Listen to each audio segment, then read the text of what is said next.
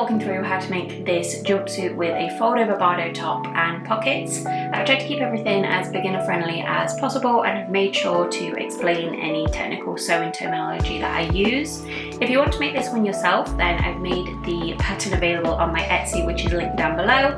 And I think that's everything, so let's get on with the tutorial. This is everything that you're going to need for this particular project. You will need a 4-way stretch fabric. I'm using this fine ribbed jersey, which is from Jelly Fabrics, and this is 94% cotton and 6% elastane. So this is Katie from the future here. I just thought I would share a couple of thoughts and tips on this particular fabric since I've used it. It isn't probably the perfect fabric for this project. I think generally a 95% cotton, 5% elastane would be better, and you might think 1% elastane wouldn't make that much of a difference, but it does tend to make quite a big difference. So I would go for something with 4 or 5% elastane rather than 6 or 7. And it is also quite a heavy fabric, which means the heavy fabric with the extra elastane tends to pull the jumpsuit down slightly, so it doesn't have as much structure as you might want it to. So if you do want to go with a fine ribbed jersey like this, I might recommend going for the size down that you're planning on going for, because I had to take mine in slightly, and also I had to take the waistline up a little bit just because it was dragging everything down. So you can use this kind of fabric if you really want to. I would recommend going for something with slightly less stretch and slightly less weight. You will need some fabric pens or tailor's chalk. I prefer to use fabric pens with stretch fabric just because tailor's chalk can tend to pull on it slightly. So I'm using these water soluble fabric pens from Amazon. You will need some fabric scissors or a rotary cutter, some matching thread, some pins, some fusible interfacing tape. This is optional, but this will help your hems to sit nice and flat, because sometimes with stretchy fabric you can find that your hems end up slightly wavy, and this tends to help with that. And I will also be using an iron. In terms of sewing machines, I'm going to be using 2 different machines for this project. A regular machine with zigzag stitch. This is the Singer Heavy Duty, and an overlocker, or you may also know of these as a serger. This is completely optional. I like the Brother Lock 734DS, but you do not need this. This is more of a nice to have. It will make the project a tiny bit easier, but if you don't have one, don't worry. You can do the whole project on your regular machine with a zigzag stitch. If you are new to sewing with stretch fabric, I would recommend buying a tiny bit extra of whatever fabric you want to work with, so that you've got a chance to play around with your machine to find the perfect settings for that particular fabric. The main settings that I tend to change with stretch fabric are the length and the tension. So just play around with your machine and find whatever works best for your fabric. I'm going to be using my Rosie jumpsuit pattern for this project, and like I said, that is on my Etsy, which is linked down below, and this pattern has 6 different pieces. So I have pattern piece 1, which is the top. This is going to act as the front and the back of the top, and you need to cut 2 pieces for this one. And then I have pattern piece 2, which is the sleeve, and again you need to cut 2 pieces for this one. This is pattern piece 3, which is the fold over that you're going to attach to the neckline of the top. This is the only piece that's going to be cut on the fold, and this one you also need 2 pieces. Here I have pattern piece 4, which is the front of the trousers. Again, you need to cut 2 of these, and it's easily distinguishable from the back of the trousers because the front has a dot. And this is pattern piece 5, which is the back of the trousers, and again you will need 2 of these. And finally I have pattern piece 6, which is the pocket, and for this one you will need 4 pieces. So now is the perfect opportunity if you want to alter any of your patterns. The most common thing that anybody is going to want to change is the length of the trousers or the length of the top. So I am going to take about 2 inches off my length. I've measured from my waist down to around my ankle, which is where I want these to end, and I found the length that I need them to be, and it's about 2 inches shorter than this piece. So I need to take about 2 inches off. You can have these as long as you want or as short as you want. You can make them into shorts if you want to. My favourite way to change the length is to cut across an existing line that we have from piecing the pattern together, rather than just cutting straight off the bottom or adding paper to the bottom. If we keep this line exactly the same, it means that the trousers are going to be closer to the shape that they're supposed to be. So I'm going to just cut straight across here. So once you've got that line cut in place, you can move this piece up or down depending on whether you are adding or removing length and by how much. So for me, I'm going to be removing length. So I'm just going to take my tape measure. I'm going to measure 2 inches and I'm just going to mark that. So just mark 2 inches on this side and I'm going to do the same on that side.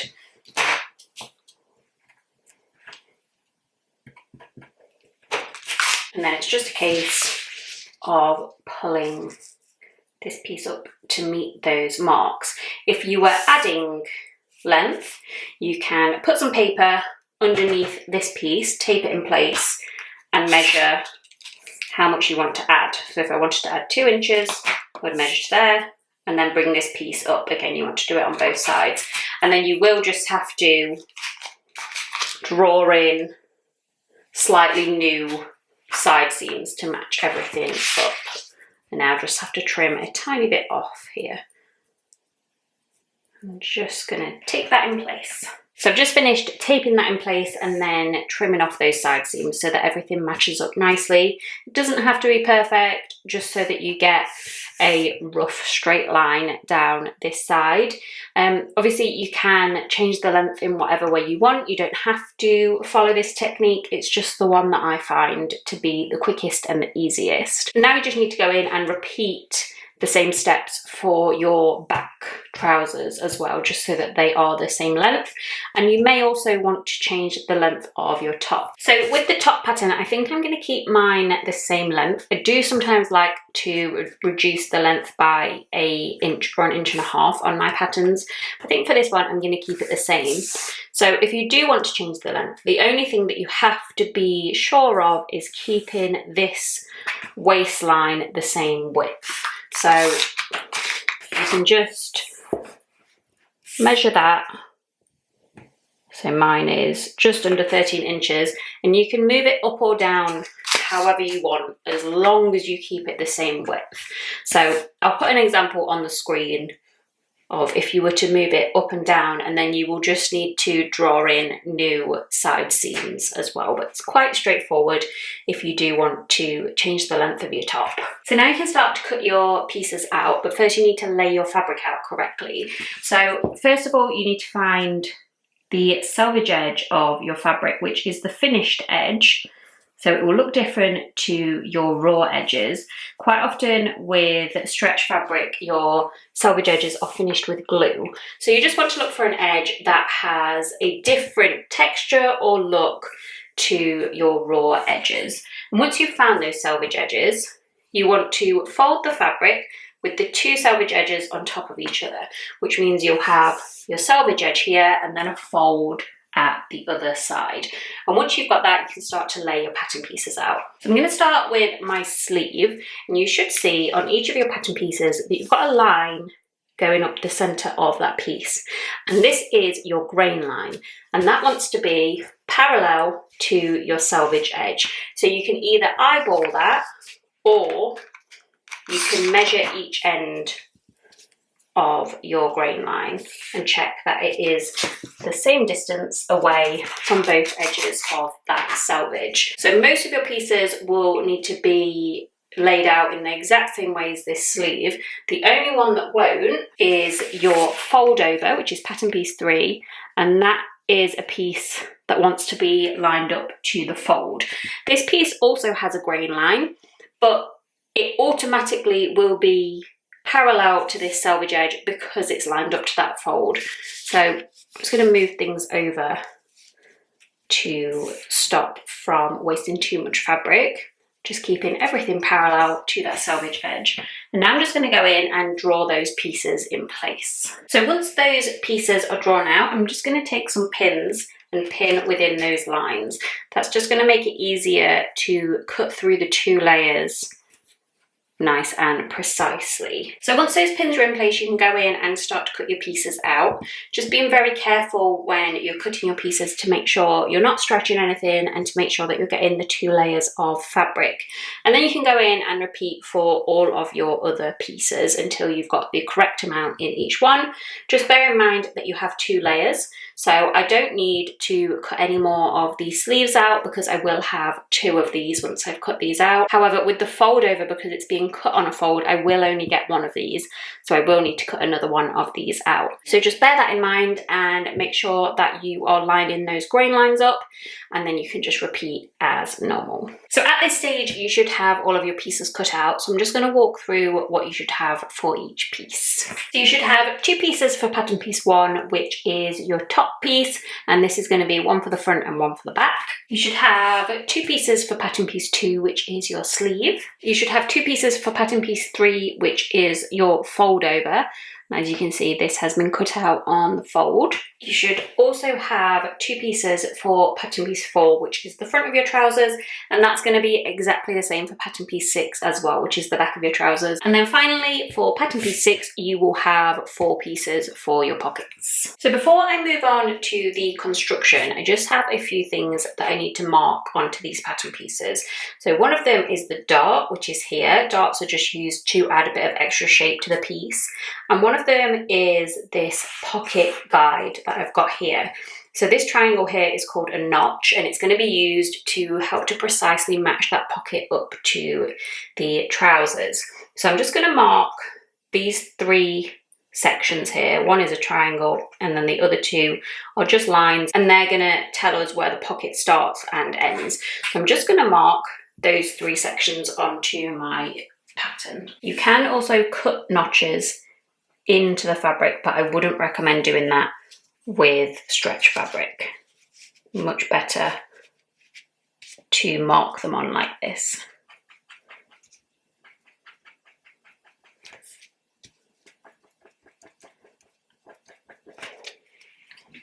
I'm just going to zoom in so you can see that a little bit better.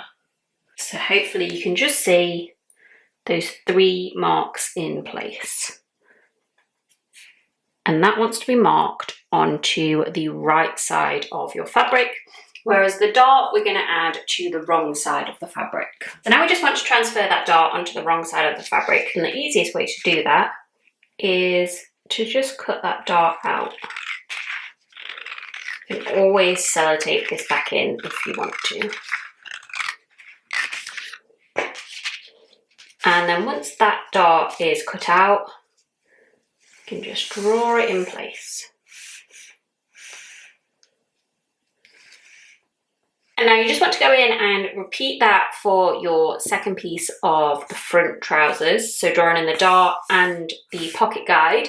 And then you also want to add that pocket guide to the back of your trousers as well. And then the final place that you need to add the notch to is the pocket, because obviously this is going to match up to the notch on the trousers. So you can see a triangle here, you can just mark that onto the piece, onto the right side of the fabric.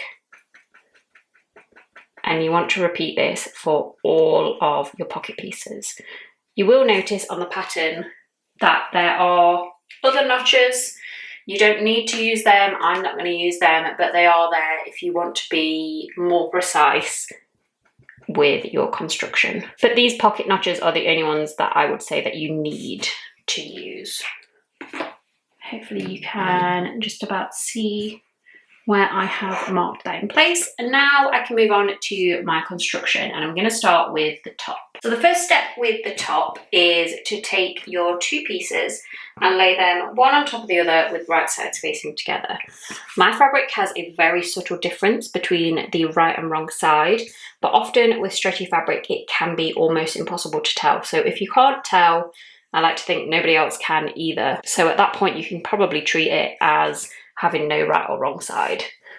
And I'm just going to pin along those straps. And once those straps are pinned in place, you can go ahead and sew along the top of that strap on both sides. I'm going to use my overlocker, but you can use a zigzag stitch as well. So once those straps are sewn in place, I'm just going to put this to one side briefly and grab one of my sleeves. And I'm going to take that sleeve and fold it in half just to find the center point of the sleeve cap up here, I'm going to place a pin at that center mark. That's just going to help us to more accurately line this up to the top. So we can grab that piece back now. Just laid that top out with the right side facing up. And then I'm going to take that sleeve and with the right side facing the right side of the top, I'm just going to pin that center point to the top of the strap that we've sewn. Just like that. And then once that point's in place, I can start to pin the rest of that armhole to the sleeve cap. I'm going to start with the most extreme points. So just at that side and then on the other side.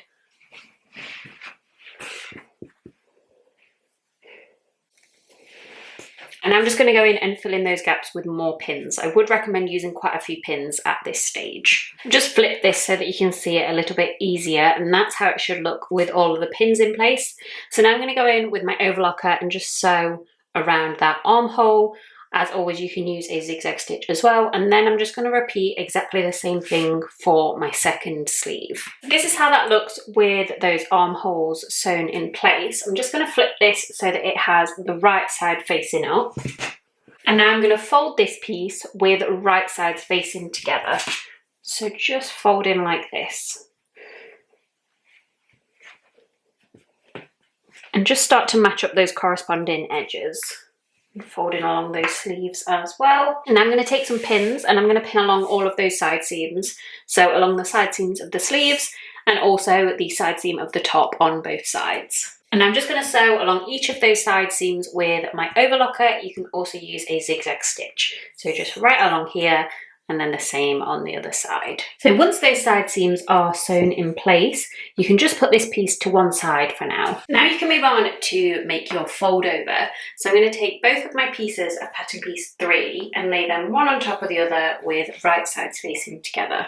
I'm just going to line up all of those corresponding edges and then pin along this side seam on both sides. Once I've got those pins in place, I'm going to sew along those side seams with my overlocker. You can also use a zigzag stitch just along both sides. So I've just sewn those side seams in place. Now I'm going to fold this piece with wrong sides facing together, just like this. And it should look something like this. I'm just going to press this lightly with my iron. So now I'm going to move on to attaching this piece to the neckline of the top. But before I do that, I'm just going to find the 1/2 and 1/4 points of this area up here, which is just going to make it a little bit easier to precisely pin this around that neckline. So the 1/2 points are the side seams. So I'm just going to place a pin at each of them. And then for the 1/4 points, I'm just going to fold the piece with those two side seams, one on top of the other. And then the new folds that you create are the 1/4 points. So I'm going to place a pin at both of those as well. And once you've got all of those pins in place, I can grab my top back. So I have my top again here, which is still inside out.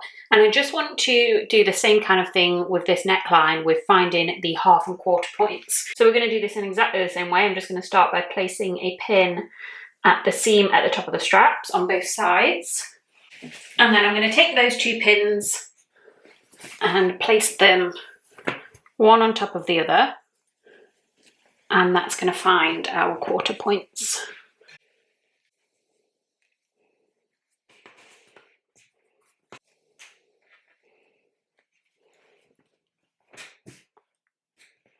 So the top should be looking something like this now. And now you can start to add the fold over.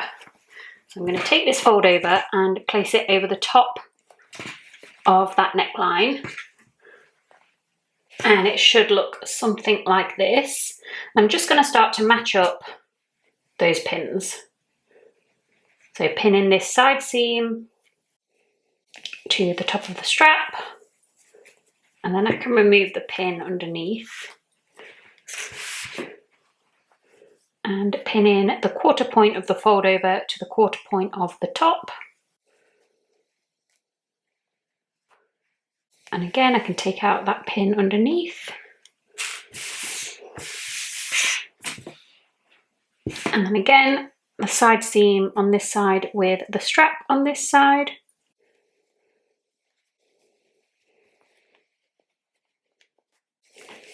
And then finally, the quarter points at the back.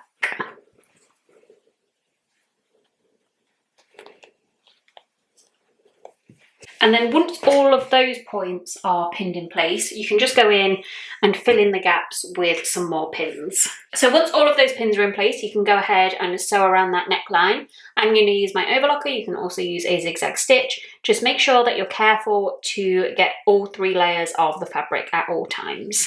And once that seam is sewn in place, you can turn the top to the right side out. And it should look something like this, and now the top is completely done, so we can put this to one side for now. So now you can move on to start making your trousers for the jumpsuit, and the first thing that we're going to do is create the shape for this dart.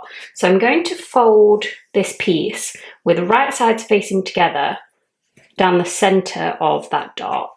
And once you've got that fold in place, I'm going to start to pin along these lines that we've drawn, and these are called the legs of the dart. And your goal here is to make it so that the pin goes through the line on this side, but it also goes through the line on the other side. So I'll just pin through that line there and check the other side, and it's slightly off. So I'm just going to move things about a bit until they do line up. So now that is pretty much in the right place. It doesn't have to be exactly perfect. I'm going to place the next pin and do the same thing. Just moving that dart around until both sides match up. And that is pretty much perfect first try. That's what you will often find, is that once you have one pin in the perfect place, everything else kind of falls into place. And then I'm just going to place one pin at the end here. So once you've pinned that in place and it's lining up on both sides, you can go in and sew this with a straight stitch. Normally, obviously, you want to avoid straight stitch with stretch fabric, but because this is an area that isn't going to stretch at all, it's fine to use a straight stitch with this. So I've got my machine set to a straight stitch. I'm just going to start to follow along that line. Just taking out that first pin, and I'm going to reverse at the top.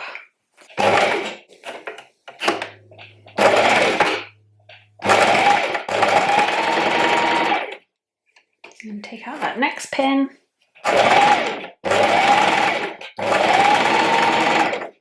And then rather than reversing at the end, I'm just going to sew straight off, and then I'm going to tie it in a knot.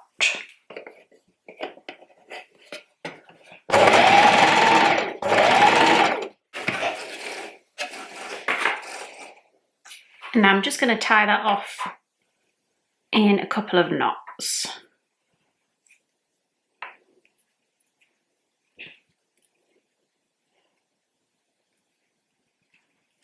And then trim off that excess. And then I'm going to repeat that for the other piece of my front trousers. So now that I've got those darts in place and I've just pressed mine with an iron so that they sit nice and flat, the next few steps are going to apply to these pieces, which are the front of the trousers, but they're also going to apply to the back of the trousers. So you can do all of this in one go. So first step is to take these two pieces and lay them one on top of the other with right sides facing together. So just laying this on top of there with the right side facing the right side of the bottom piece. And just matching up all those corresponding edges. Now I'm going to take some pins and just pin along this crotch area here.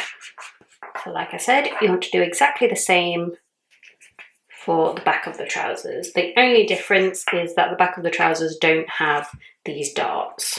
Now you can go in with an overlocker or zigzag stitch and sew that crotch in place. So once you've got that seam sewn in place, you can start to add your pockets. So you can see this guide that I added earlier in the video. I'm going to take my pocket and with right sides facing together, I'm just going to match up all of those marks. So the ones at either end are where the pocket starts and finish, and then you've got one in the centre to match up as well. So once you've got that all matched up, you can start to pin along that straight edge. So I'm going to repeat that for my second pocket, and then I'm going to sew this in place with my overlocker. You can also use a zigzag stitch, and then I'm going to repeat that for the back of the trousers as well. So now that I've got those pockets sewn in place, I'm just going to lightly press them with my iron, just to help that seam sit a bit more flat. And now that's the front of your trousers finished, but you should also have the back of your trousers finished as well, with the pockets added and with this crotch seam sewn in place. So now I'm going to take that back piece and I'm going to lay it right sides facing together on top of this one. So this is the front of the trousers. So I'm just going to lay the back of the trousers on top of those front trousers with right sides facing together, and just start to match up all of those corresponding edges. So now I'm going to take my pins and I'm going to pin down those side seams and the inside leg. So I'm going to come down and round the pocket, and then the rest of the way down that side seam, and then up and down in the inside leg. So now I'm just going to go in and sew those edges with my overlocker. You can also use a zigzag stitch. So just down and round that side seam and up the inside leg. So once those seams are in place, we can now move on to add the top to the trousers. The top wants to stay the right way out, and the trousers want to stay inside out for this part. So before I add this to the trousers, I'm going to do a similar thing that I did with the fold over with this waistline, which is finding the 1/2 and 1/4 points. So the 1/2 points are going to be the side seams on both sides.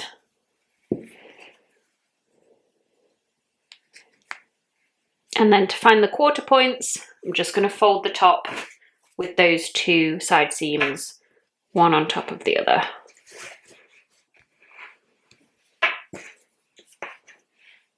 And these new folds will be the 1/4 points.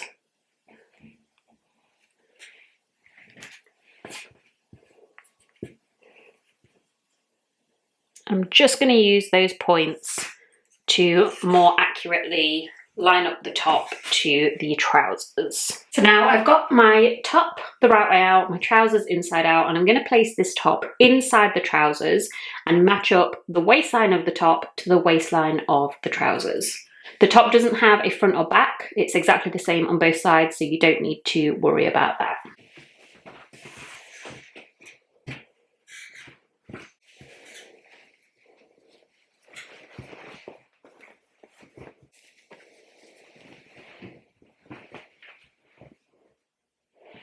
Hopefully you can just about see what's going on here. I've got my top here and my trousers here. I know there's a lot of fabric going on, so it can be tricky to see.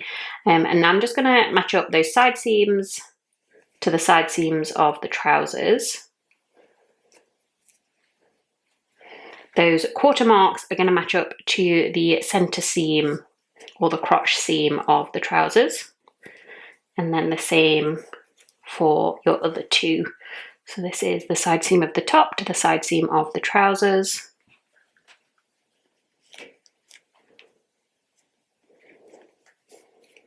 And the 1/4 mark to the crotch of the trousers.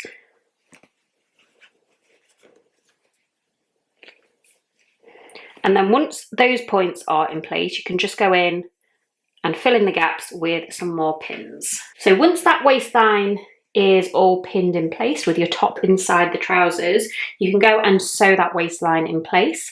I'm going to use an overlocker. You can also use a zigzag stitch.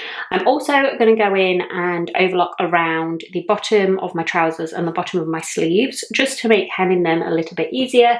But if you don't have an overlocker, you can just skip that part as well. So then once that waistline is sewn in place, you can turn this to the right side out.